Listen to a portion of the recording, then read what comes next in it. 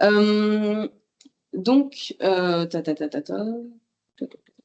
excusez-moi. Donc, l'idée, c'est que cette année, donc là, c'est le premier REX qui est lancé. L'idée, c'est qu'il y ait un REX par les différentes actions, pour les différentes actions du projet Décloisonner les univers de l'apprenti. Donc, l'idée...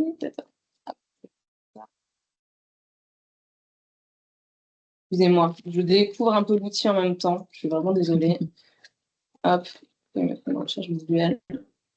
Donc l'idée, voilà, c'est qu'il y a plein d'initiatives qui sont menées au sein des 4 campus.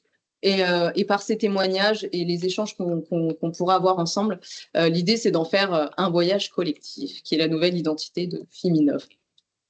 Donc, il y aura donc 4 dates pour les 4 actions, en sachant que donc l'action apprendre à apprendre a déjà eu lieu sur le campus 2, donc l'année dernière. Donc là, aujourd'hui, on se retrouve pour parler d'approche par compétences. Et ensuite, il y aura 2 autres dates que vous pouvez noter dès maintenant, mais qu'on ne manquera pas de vous rappeler.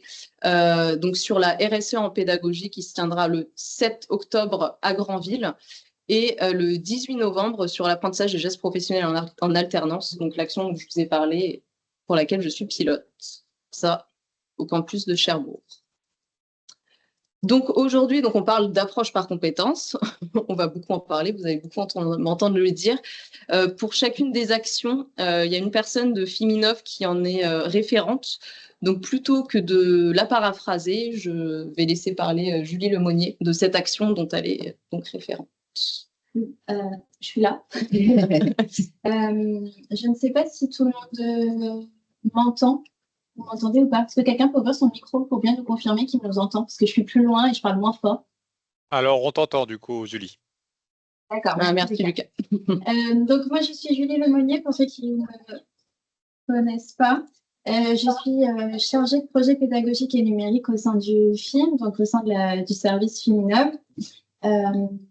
Et donc, comme l'a expliqué Clélia tout à l'heure, on a initié en début d'année, donc 2025, un projet pour les 3 prochaines années à venir qui s'appelle donc Décloisonner les univers de l'apprenti, qui est décliné donc en 4 actions qui vous ont été présentées tout de suite à travers les différents retours d'expérience qui auront lieu jusqu'à la fin de l'année.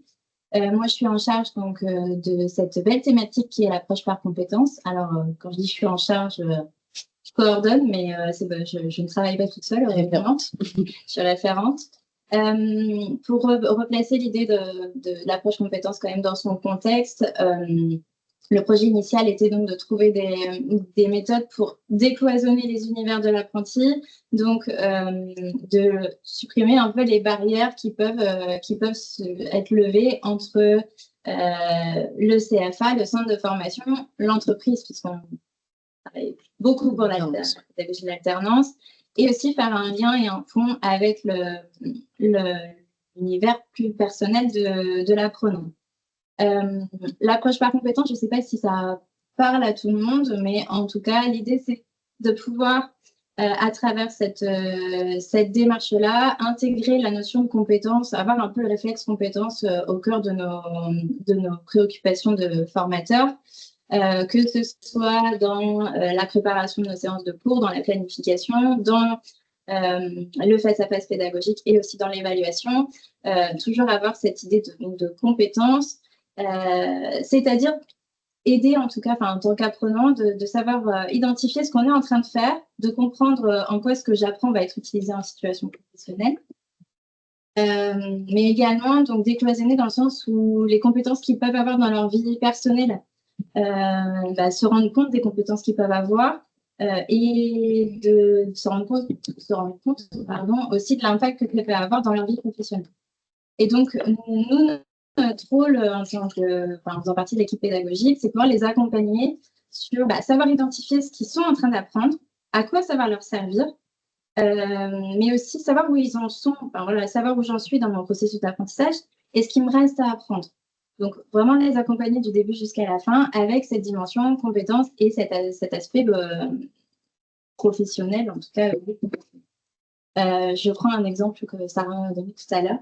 Un apprenant qui va en entreprise et qui dit, par exemple, moi, je ne suis pas en communication. Je suis douée en communication, j'ai des bonnes notes. C'est vrai que ça va... Bon, ça veut dire qu'il a forcément... Voilà, il y a quelque chose de spécifique. Mais ça n'a pas le même impact que s'il dit je suis capable de gérer des réseaux sociaux ou je suis capable de gérer une situation de conflit. Là, on parle vraiment plus de compétences et de ce qu'il est capable de faire et ce qu'il peut apporter à l'entreprise plutôt que de dire je suis fort en communication et j'ai de bonnes notes de communication.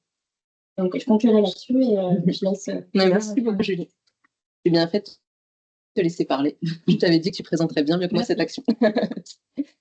Alors, donc, comme je l'ai dit, donc là, on va fonctionner donc, sous forme de table ronde. Donc, on va souhaiter la bienvenue et remercier nos témoins. Donc, on a ici présente en présentiel, du coup, Anne-Sophie Coite-Le-Barbet, donc, qui est directrice de l'EGC Normandie, et qui, à travers, je vous expliquerai, mais on a fait un premier travail d'enquête, et qui, à travers son témoignage, nous a paru voilà, intéressante à inviter aujourd'hui pour parler particulièrement de projets réels à partir duquel d'études de cas qu'elle propose à ses étudiants à partir de projets réels et aussi des projets de création d'entreprise avec justement une progressivité au fil des années avec des dimensions plus ou moins prises en compte selon les années de formation. Donc, on a Anne-Sophie Pointe qui est en distanciel, donc qui est responsable de la filière GFO au campus de Cherbourg et qui propose pour le coup à ses étudiants donc la de création d'entreprise, donc qui se rapproche peut-être de ce qui est fait à l'EGC, et qui mêle également plusieurs matières au sein de cours, donc elle appelle des cours croisés. Donc voilà comment est-ce que l'approche par compétences peut se déployer au sein des formations. Hop, on a Eliane donc, qui est juste à côté de moi, qui est responsable des filières GFO et VMC, de manière très, très locale sur le campus 1 de Saint-Lô, qui est également responsable de formation des BTS GPME et BTS MCO. Donc pour le coup, Eliane, elle nous expliquera donc à travers donc son témoignage comment elle déploie l'approche par compétences, en partie en formation, comment elle s'appuie sur des récits de situations vécues en entreprise pour apporter des éléments théoriques à ses apprenants et alternants du coup. Également tout le déploiement de fiches de situation professionnelle. Et comment, dans son approche pédagogique, elle a plutôt une entrée au sein de ses formations par activité professionnelle et non par les matières. Et enfin, et après je les laisserai parler, Maud Lemercier, donc, qui est assistante pédagogique filière vente commerce donc, au campus 2 et qui déploie pour le coup au sein de ses formations, qui utilise au sein de ses formations les plateaux techniques pédagogiques dont un plateau que vous devez tous connaître, donc l'épicerie solidaire qui est située sur le campus 2. Et elle nous expliquera aussi comment, à partir du suivi des compétences, elle délivre des certificats de compétences à ses apprenants. Voilà. Mais avant tout ça, donc comme j'ai commencé à le dire, il y a eu toute une enquête de fait par justement l'équipe Fiminov sur qu'est-ce que la compétence pour FIM. Donc, cette enquête a été déployée sur les 4 campus auprès des différents publics de l'alternance, donc les apprentis, les formateurs et les entreprises. Et à l'issue de cette enquête, a pu être constitué un résumé, du moins une définition de ce qu'est la compétence. Et pour ça, je propose une première définition. Une première définition. Je vais finir ma phrase. Je vous propose de visionner cette petite vidéo qui a été faite et qui permet de définir une première compétence de ce que c'est que la compétence pour la définition de la compétence pour FIM et les 3 acteurs de l'alternance.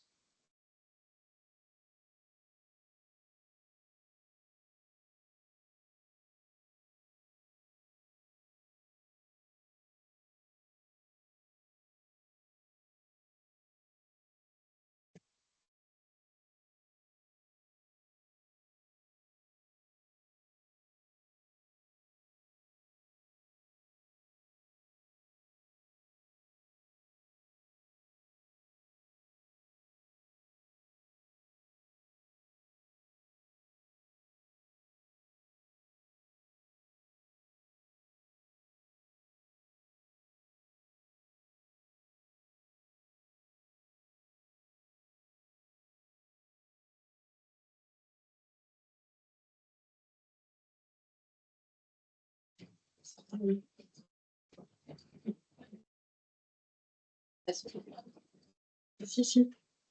Il y en Non, a pardon. qui ont le son, donc. Ah. Il y en a qui ont le son et pas d'autres. Bizarre.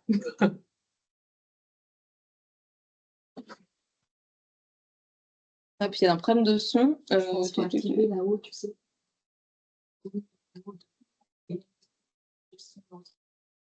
On voit ta souris, vas-y. Il n'y a pas de son, Sarah, sur la vidéo. Bah, il y en a qui nous disent qu'ils entendent, c'est bizarre. Résoudre les problèmes de paramètres son, paramètres audio. Non.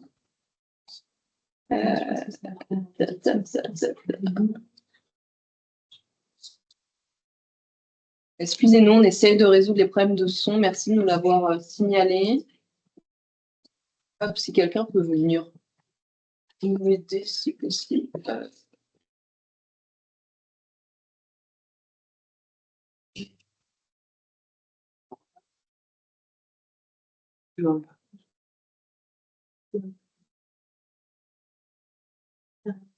On va essayer de résoudre le petit problème de son et si jamais ça fonctionne pas, sincèrement, l'image, elle se suffit à elle-même et puis on pourra vous partager le lien de la vidéo qui est en ligne hein, pour que vous puissiez. Parfait. Non, on va pas perdre trop de temps parce que on a un temps limité.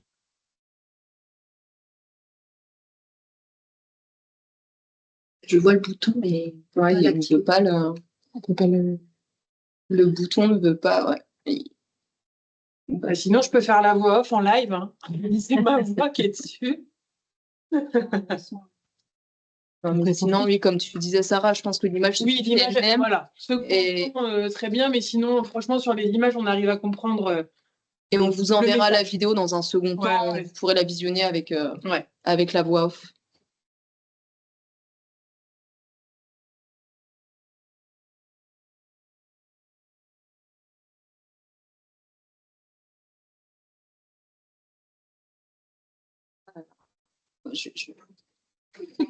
On va éviter de le faire trois fois. Je vais la remettre là où ça s'était arrêté.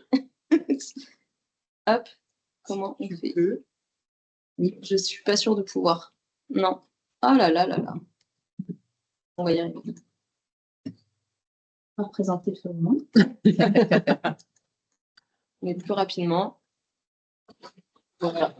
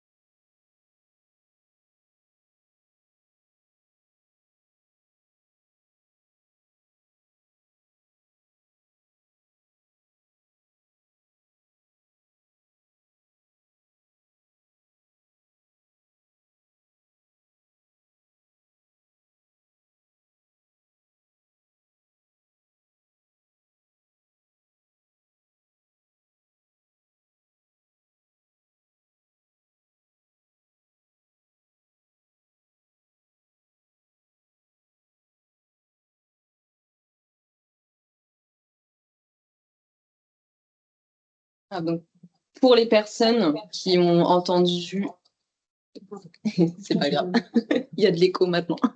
Maintenant, on entend trop. Donc, pour les personnes qui ont pu entendre le son de la vidéo, donc comme vous avez reconnu certainement la voix de Sarah, et donc elle disait donc justement de continuer à expérimenter les approches par compétences, parce qu'il n'y a pas de... C'est à partir de plein d'expérimentations qu'on va pouvoir définir ensemble ce que c'est. Donc, c'est pour ça que je réintroduis justement nos 4 témoins qui vont pouvoir nous partager justement ce qu'ils ont vécu sur le terrain et à partir desquels on pourra échanger ensuite tous ensemble. Donc, pour commencer, à travers les différents témoignages qu'on a pu avoir, on a pu voir forcément, sinon on ne retiendrait pas cette approche, que l'approche par compétence peut avoir des apports pour les apprenants. Donc là, je m'adresse à nos témoins donc en présentiel ou en distanciel. Donc Maud et Anne-Sophie pointent cette fois-ci. N'hésitez pas à interagir en distanciel. Donc à partir de vos expériences et de vos réflexions, est-ce que vous pouvez nous dire un petit peu ce que vous avez pu identifier comme bénéfice pour les apprenants, l'approche par compétences, que ce soit peut-être en termes d'implication des apprenants, peut-être vous avez remarqué que ça changeait leur manière d'apprendre, peut-être même des éléments sur un meilleur taux de réussite potentiellement, ou un changement de posture des différents acteurs. Est-ce que, Anne-Sophie, tu me regardes, peut-être que tu veux débuter. Ouais. On va commencer. Bonjour à tous. Alors nous, au sein de l'EGC, donc formation un peu polyvalente, on met en place depuis plusieurs années maintenant le projet création entreprise qui se déroule sur 2 ans, la 2e année et la 3e année de GC.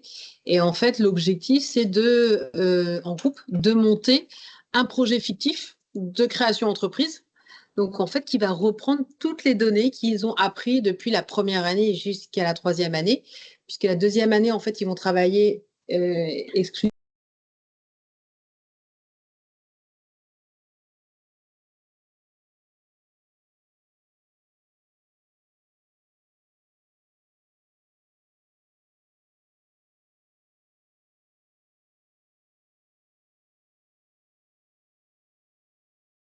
Alors attention, je me permets d'intervenir. On n'entend plus le son de la réunion.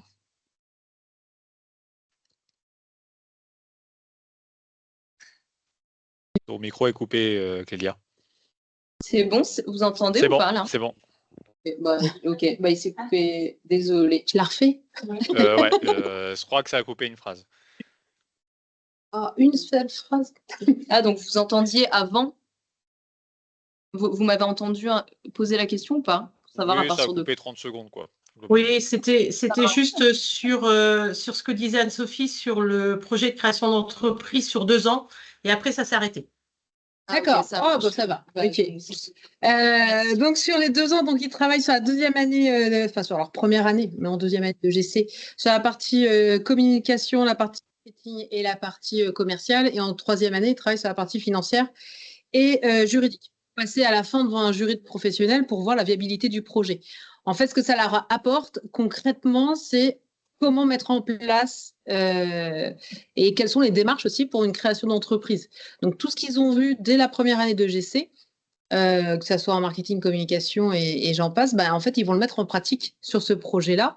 Et le concret, le fait qu'ils passent sur... parce que l'idée du projet, c'est eux qui l'amènent. Donc, ils vont travailler sur quelque chose qu'ils apprécient puisque c'est eux qui créent leur projet. Donc, l'implication n'est absolument pas la même que lorsqu'on est en cours, j'allais dire, pratique. Là, on arrive sur la phase concrète et du coup, l'implication, elle est là et jusqu'à la 3e année puisque ils vont jusqu'à la partie financière pour nous dire à la fin, c'est viable ou c'est pas viable, mais après, savoir ce qu'ils vont faire derrière, ça dépend. En sachant que sur les différents projets que nous avons tous les ans, nous en avons certains qui aboutissent, alors pas forcément à la fin de l'EGC, mais quelques années plus tard, où ceux qui avaient ce projet-là en tête vont le mettre en pratique. Alors, en mettant à jour, j'allais dire, les données, etc. Mais on a vu des projets qui ont vraiment vu le jour. Donc, l'approche par compétences, là, tout ce qu'ils ont vu en théorie, en cours, eh ben, ils l'ont mis en pratique dans ce projet-là et ça les projette bien sur leur avenir, en fait, tout simplement. Ok, super, bah, merci. Plus de sens, plus d'implication et en plus un projet professionnel à l'issue. Tout à fait. C'est parfait. Alors, moi, si ça ne peut-être. dérange pas, j'aimerais bien rebondir parce qu'on est aussi en fait sur un projet de création d'entreprise. Et là, Léonard pourra intervenir aussi. Mais on ne le fait pas de la même façon puisque pour moi, ce sont des premières années BTS qui font ce projet-là avec donc BTS compta gestion, BTS GPME et des GUC deuxième année. Et du coup, en fait, chacun va apporter ses compétences, son savoir, en fait, dans les groupes que l'on a constitués. Ils n'ont pas forcément appris tout le savoir avant, mais ils vont se l'approprier en groupe et chacun va amener son savoir. Donc, c'est une approche qui est un petit peu différente par rapport à ce que fait Anne-Sophie à l'EGC. Eh ben, super, merci Anne-Sophie. Ça confirme qu'il y a plusieurs approches par compétences. Et c'est ça qui est hyper intéressant de vous avoir aujourd'hui et que vous puissiez justement rebondir comme ça à ce qui vient d'être dit. Je propose de passer à la prochaine question. Alors, bien sûr, ce REX, hein, c'est une initiation. L'idée, c'est qu'on commence à en discuter, mais on n'a qu'une heure, donc bien évidemment qu'on ne pourra pas parler de tous les bénéfices de l'approche par compétences. Et l'idée, c'est que cette table ronde s'organise autour de 3 questions. Donc, je propose de passer à la question d'après, mais on pourra y revenir au moment des questions, par exemple.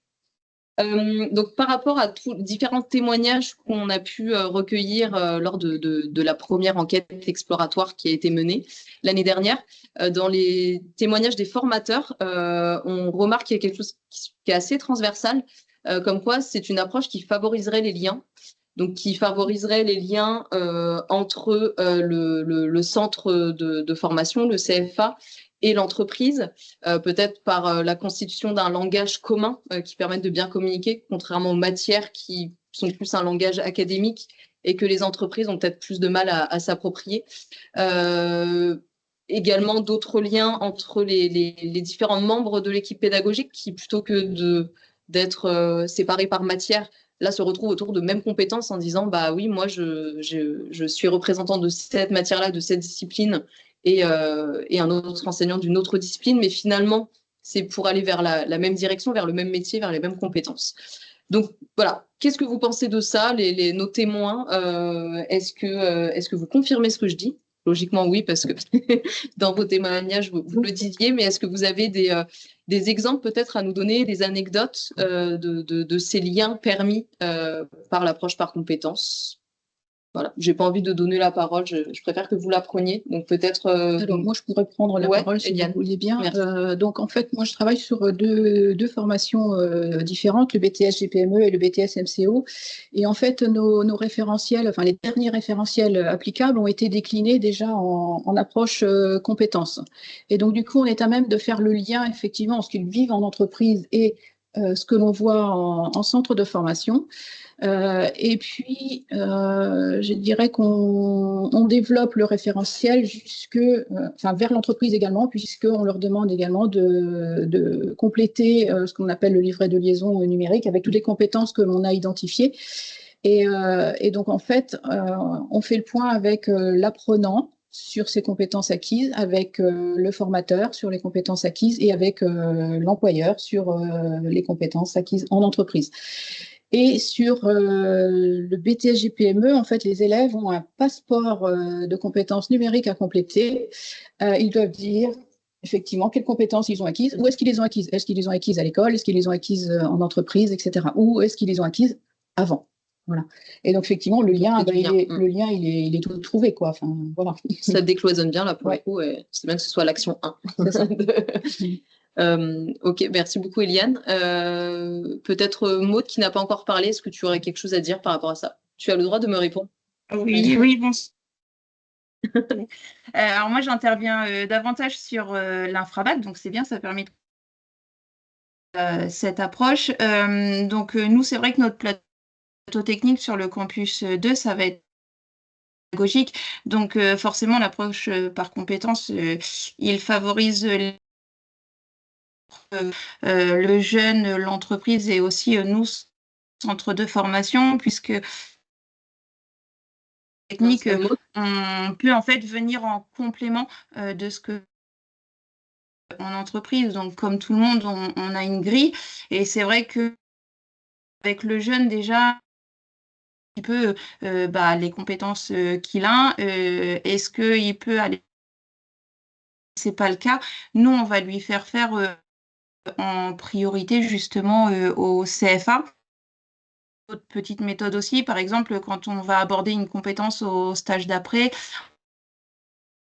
l'apprenant en fait repart aussi avec une fiche navette, ce qui permet à son maître à aborder. Et en fait, on monte aussi notre cours sur parce que voilà, si je prends une compétence comme la réception, Maud, je vais crois pas qu'il y a avoir des la même. petits problèmes de réseau. Ah, Ouais, Maud, tu nous entends? Ouais, il y a des petits problèmes. Au départ, on arrivait à peu près à comprendre. Et là, on a l'introduction et la conclusion. Donc, le développement. C'était assuré. C'est ça. Mais Mais aussi, ça commence à être assuré un petit peu. Ok. Alors peut-être que je vais trahir ce que tu viens de dire et j'en suis désolée. Mais pour avoir échangé avec toi, j'imagine que ce que tu es en train de dire, c'est qu'à la fois le plateau technique, à la fois l'entreprise en alternance et tous les éléments de suivi que tu as mis en place permettent justement de faire du lien autour des mêmes compétences dans un milieu plutôt, entre guillemets, j'ai envie de dire, sécurisé, on va dire, où l'apprenant sur un plateau technique et à la fois sur son campus, avec ses enseignants, ses formateurs, et le fait qu'il puisse déployer ces mêmes compétences en entreprise. Voilà, il y a 2 endroits, mais c'est les mêmes compétences et tous les outils de suivi, finalement, le suivent, que ce soit en CFA ou en entreprise. Est-ce que c'est à peu près ça que tu disais, Maud? Oui, en fait, ça permet de fluidifier. Moi, je trouve les échanges et vraiment de créer un partenariat beau. Ok. C'est assez cocasse que tu parles de fluidification, de fluidité des échanges. Parce que là, les nôtres, même si on s'entend bien, ils ne sont pas fluides en ce moment. Non. Bon, merci Maud. Est-ce que peut-être, je ne sais pas si Anne-Sophie Pointe aurait quelque chose à ajouter ou Anne-Sophie Quat? Non.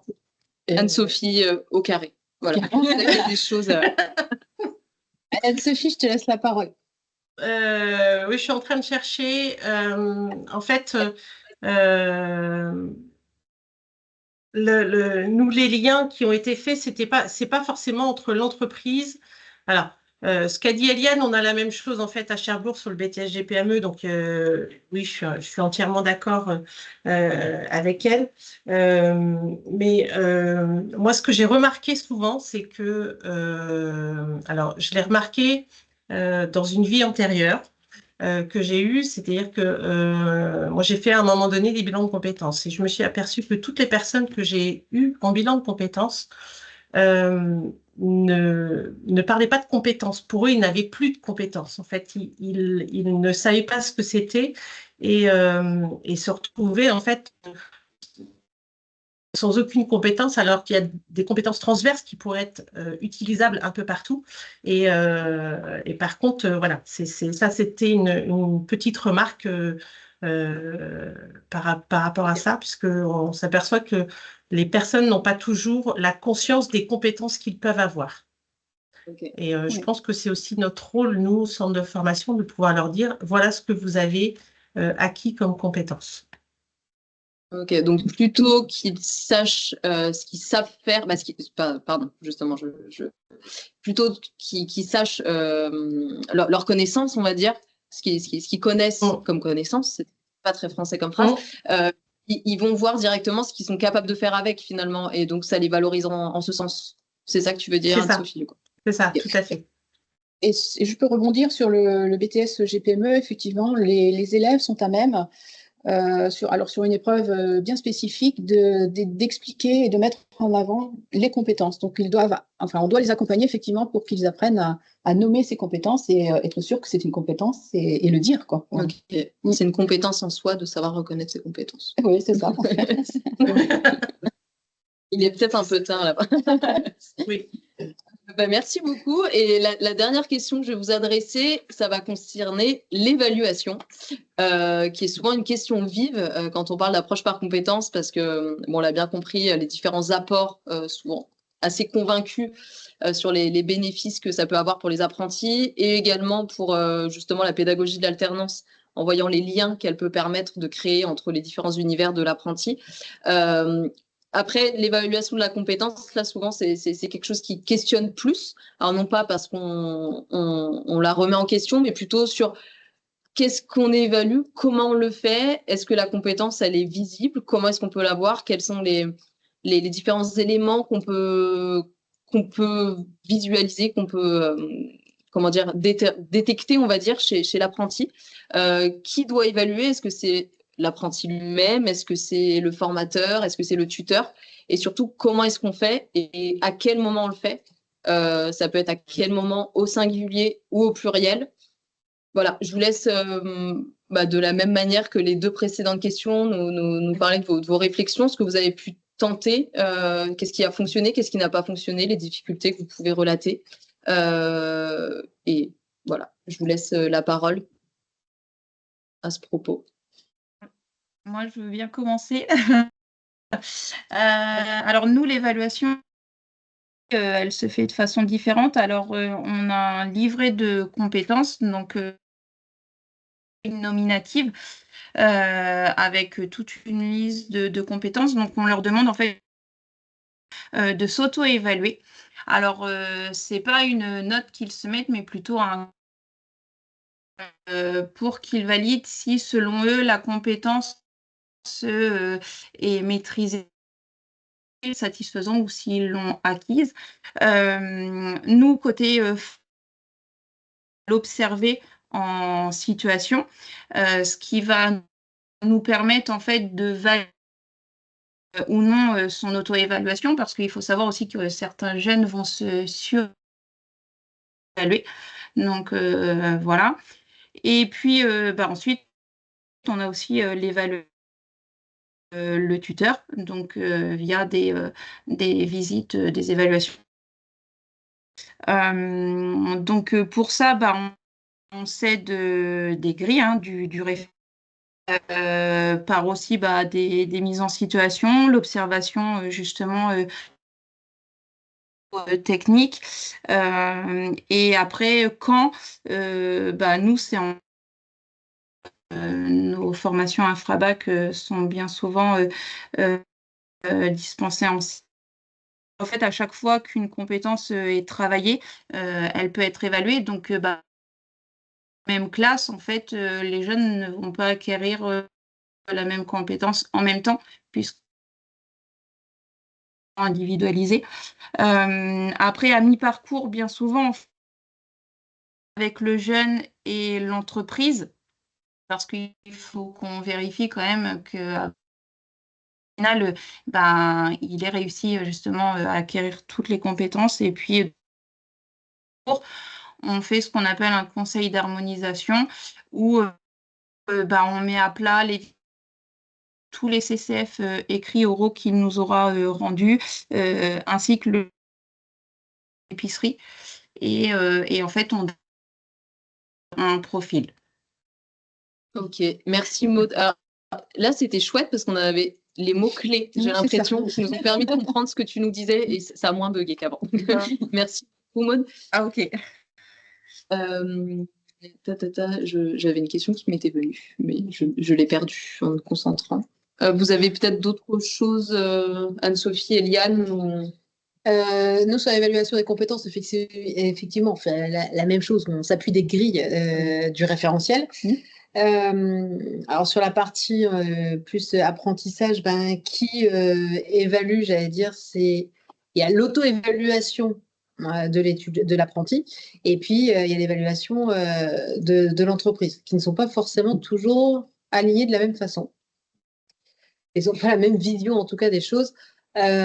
Sur l'évaluation plutôt formateur, là, j'allais dire, c'est par rapport aux différents cas que l'on peut donner, etc. Et là, on a des grilles qui sont vraiment spécifiques à la formation, j'allais dire. Ils ne sont pas forcément en lien direct avec ceux qui font en entreprise, parce qu'il y en a certains qui vont s'orienter purement marketing.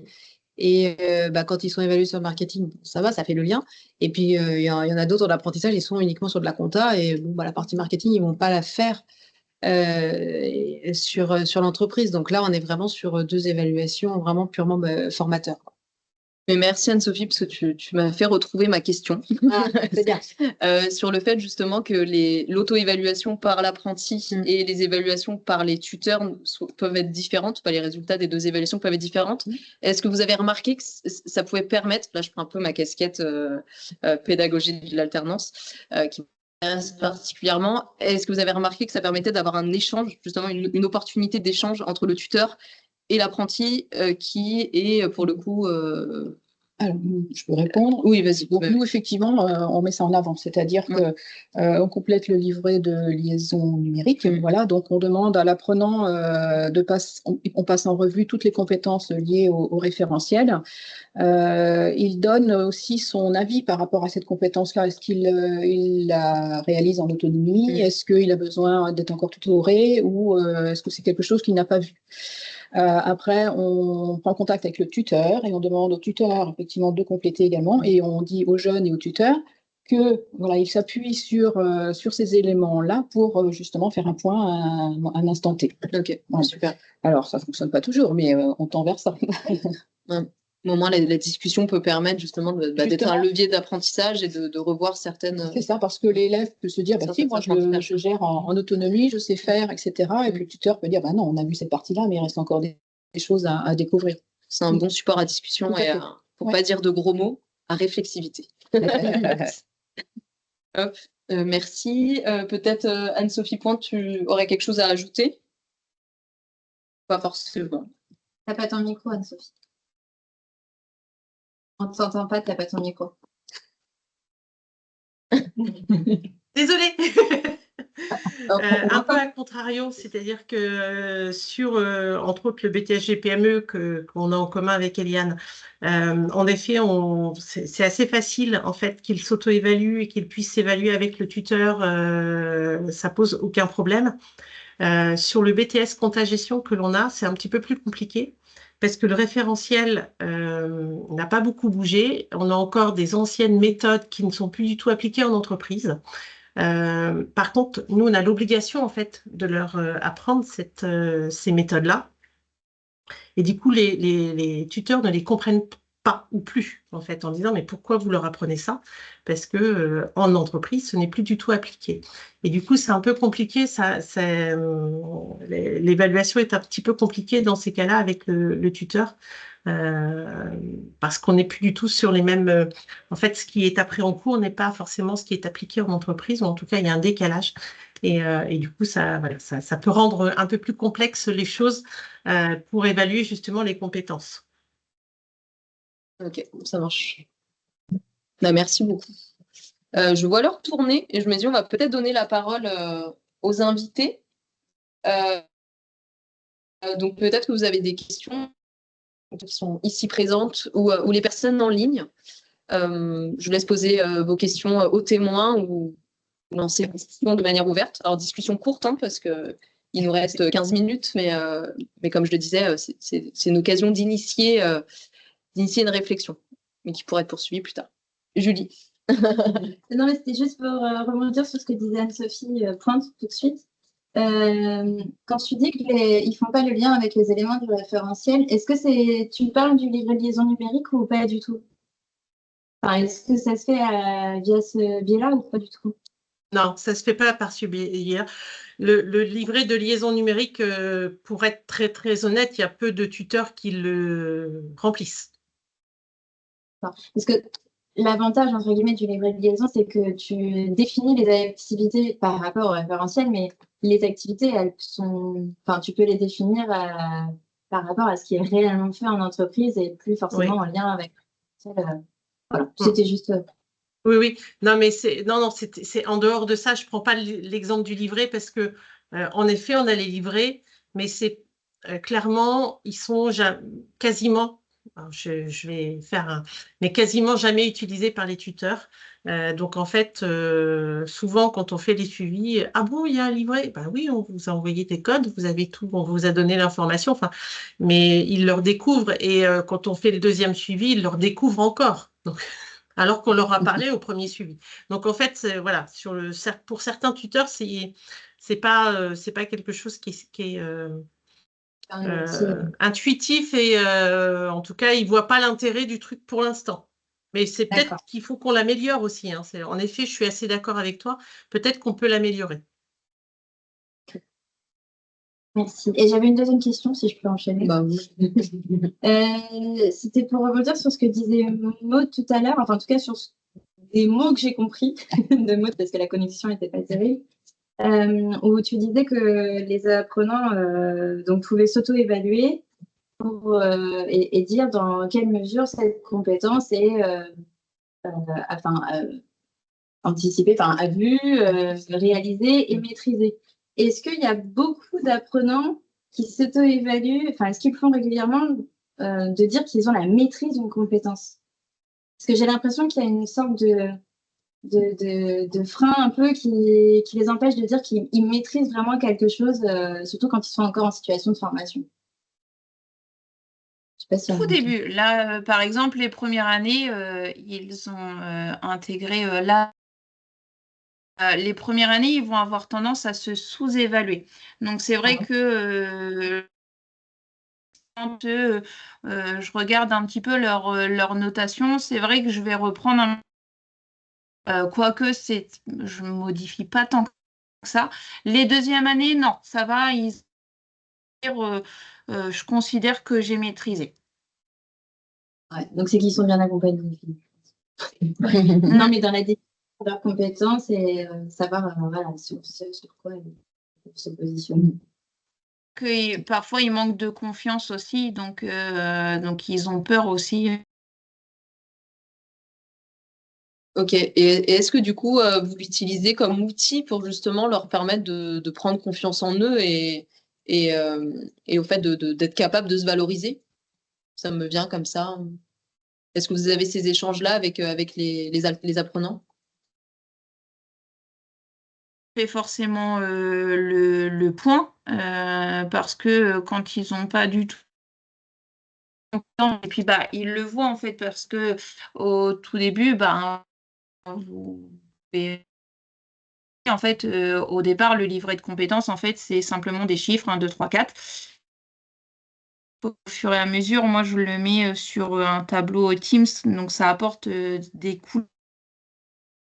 Je leur remets, donc ils voient bien s'ils sont dans le rouge.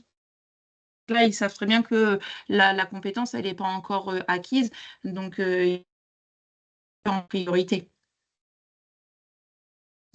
Merci Maud. On en rediscutera quand on se reverra. Je ne suis pas sûre d'avoir tout compris. Mais c'est pas tout à fait. Merci beaucoup Maud. Oui, Amélie. Oui, moi, ce n'est pas une question, c'est une interrogation, une remarque. Enfin, voilà. On parlait tout à l'heure dans le cadre de décloisonner les univers de l'apprenti, des compétences justement de l'apprenti, mais dans sa vie personnelle. Est-ce qu'il n'y aurait pas quelque chose à réfléchir, un espace pour qu'ils puissent s'exprimer sur des compétences personnelles qu'ils ont et qui pourraient être mises en lien avec l'activité professionnelle? Mais souvent, on remplit des grilles de compétences qui nous sont déjà données, des choses déjà construites par l'institution ou des outils qui sont déjà prêts. Est-ce qu'on leur laisse l'espace à un moment d'en ajouter ou de... Enfin, voilà, c'est quelque chose sur lequel je me questionne. Surtout dans le cadre de notre projet où on veut faire intervenir la vie de l'apprenant dans l'identification de ses compétences.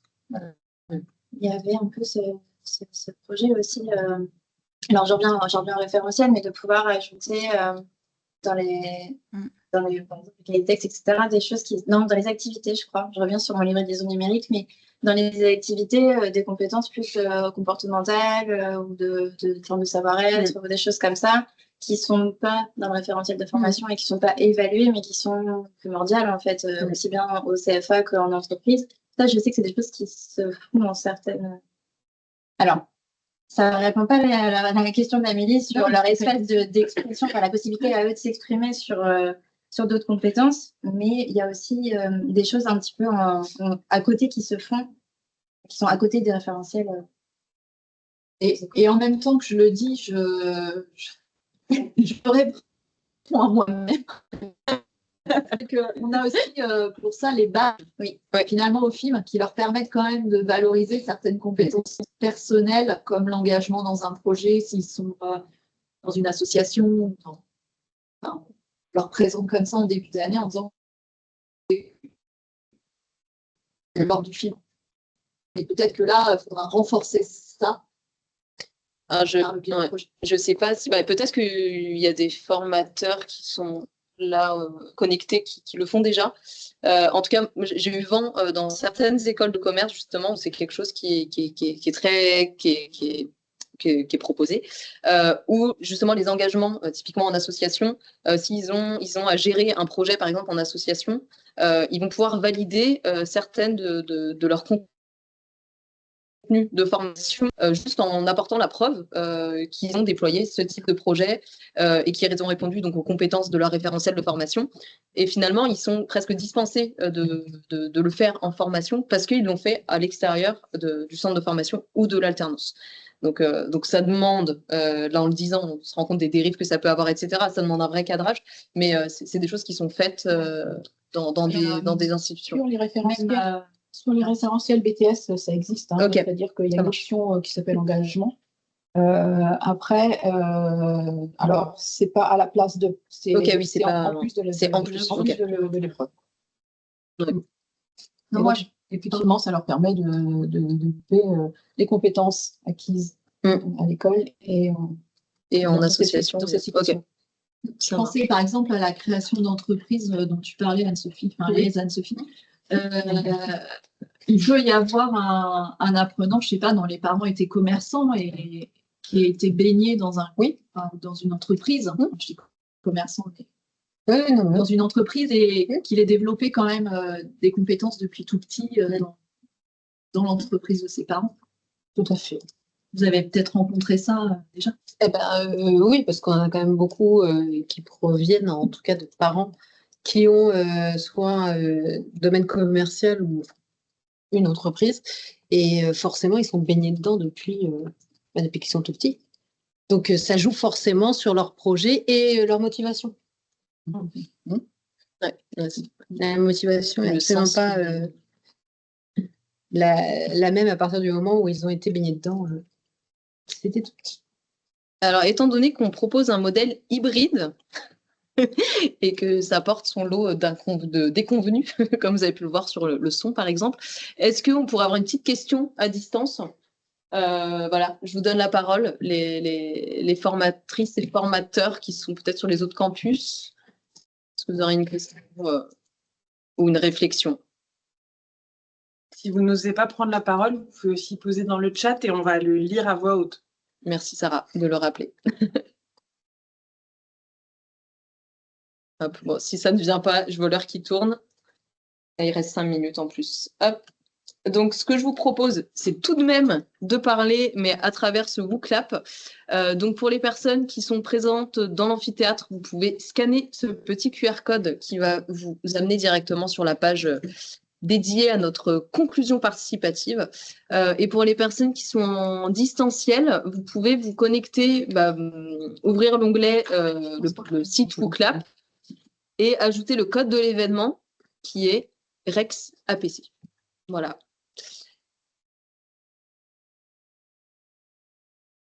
Non, c'est moi qui le lance. Hop.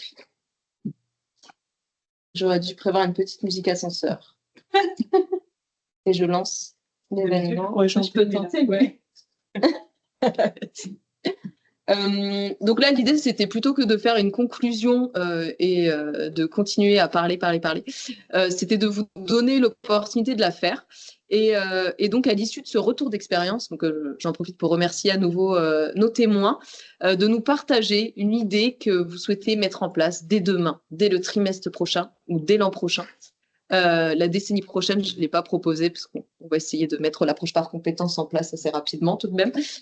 Mais peut-être ça peut être une toute petite idée de ah bah tiens, maintenant je vais animer mon cours différemment ou dès l'année prochaine peut-être une initiative qui relève plus de l'ingénierie de formation et d'une transformation plus lourde. Voilà, l'idée c'est de voir un petit peu vos idées popper. Et donc il y en a déjà une. Intégrer mes cours de communication dans des cours d'enseignement pro. C'est moi. Ah, c'est ça. Merci. Non, mais comme ça. Mais oui, non, mais merci beaucoup. Et 2 fois. Donc l'idée, c'est de les partager ici, mais comme vous avez compris, donc c'est Julie qui est référente. Hein. Je n'ai pas dit que tu étais en charge de toute l'action, je le rappelle. On t'aidera. Mais si vraiment ça vous a donné des idées, vous avez envie de les mettre en place, vous n'hésitez pas à nous écrire hein, sur l'adresse Fiminov qui refonctionne. Qui fonctionne. Oui, on a eu un petit couac en début d'année, mais je voulais être sûre que ça fonctionne. Vous nous écrivez ou vous venez nous voir directement et puis on pourra y réfléchir ensemble. Par exemple, à réfléchir à une progression par APC. Les outils de portefeuille de compétences. Ouais. Puis n'hésitez pas aussi à en discuter entre vous, hein, si vous voilà, par rapport aux interactions qu'il y a pu avoir aujourd'hui, d'aller voir les formateurs en question et de leur demander plus de conseils. Et puis même des choses qui ont l'air faciles, entre guillemets, de par exemple présenter ses objectifs de cours par compétences. Des fois, on se dit, bah, ça va aller. Puis des fois, c'est pas si facile. Non. Et d'en discuter juste avec quelqu'un, donc que ce soit l'équipe Fiminov, idéalement parce qu'on est un peu câblé sur ça, mais même avec d'autres personnes, ça peut aussi aider aussi pour que la compétence objectif de cours, elle soit aussi bien claire et traduite pour l'apprenant, quoi.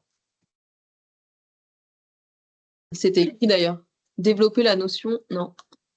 Ouais, vu que ça bouge, je l'ai plus. Ouais. Auprès des apprenants, c'est ça. Développer la notion d'APC. Je dis ça, mais moi, je me suis lancée dans mon cours de PSE à vouloir leur faire prendre les compétences du référentiel pour l'évaluation de PSE. Enfin, les phrases à rallonge, oui.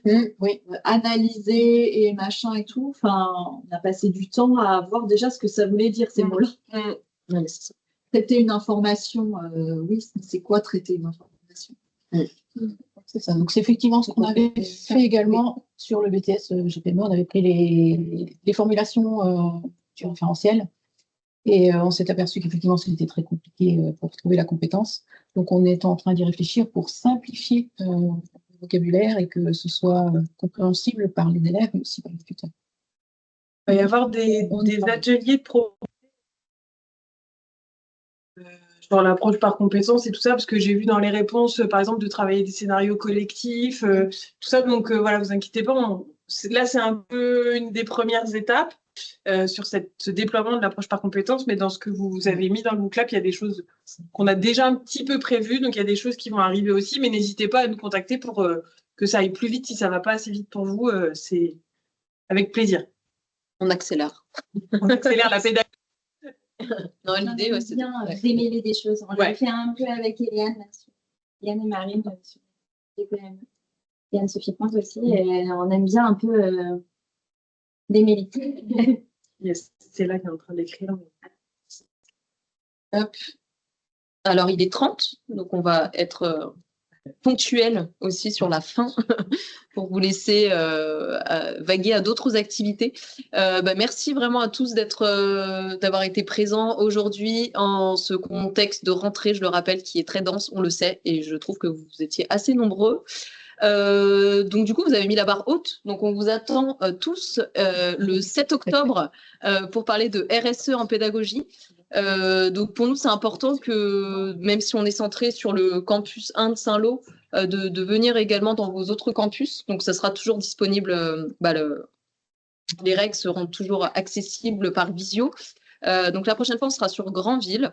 Voilà, donc on vous laisse noter la date, être présent et puis en discuter autour de vous. N'hésitez pas à nous faire vos retours aussi sur le format. L'idée, c'est que ça vous aide, que ça puisse vous soutenir dans vos démarches d'innovation, d'amélioration. Donc voilà, on est preneur. Hop. Merci. Eh bien, merci beaucoup. Merci. Oui. Merci. Oui. Oui, pardon. Oui, c'est pour ça. Je me disais, il manque quelque chose, mais j'ai pas encore l'habitude. Excusez-moi. Pourtant, c'est quelque chose qui est cher à Fiminov. Vous pouvez demander votre badge, soit dès maintenant en scannant ce QR code pour les personnes qui sont dans l'amphithéâtre et en prenant une preuve surtout. Donc, Steven, il a fait. Ah oui, bah attends, j'ai pas un Donc, vous pouvez prendre un selfie, une impression écran, voilà, une preuve comme quoi vous étiez présent aujourd'hui, vous rendre sur l'espace Open Badge de film et de cliquer sur le lien correspondant et d'entrer les infos nécessaires. Si vous êtes des habitués, vous l'avez probablement déjà. Et on peut applaudir Clélia pour sa première animation. Et j'adore la modalité hybride. Ouais, vous avez pu vous en rendre compte. Merci beaucoup. Je vais couper. Au revoir tout le monde. Merci. Au revoir. À bientôt.